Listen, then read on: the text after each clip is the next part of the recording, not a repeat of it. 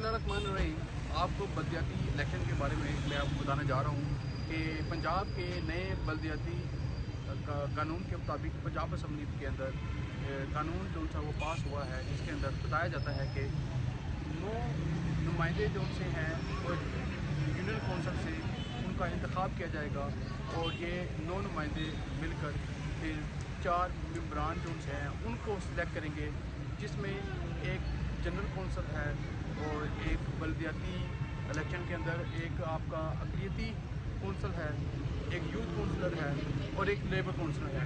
यानी कि ये 4 मेंबरान का इंतखाब होगा तो टोटल तादाद जो उनकी है वो 13 हो जाएगी। फिर ये 13 जो मेंबरान हैं ये मिलकर वाइस चेयरमैन और चेयरमैन के नुमाइंदों का इंतखाब करेंगे।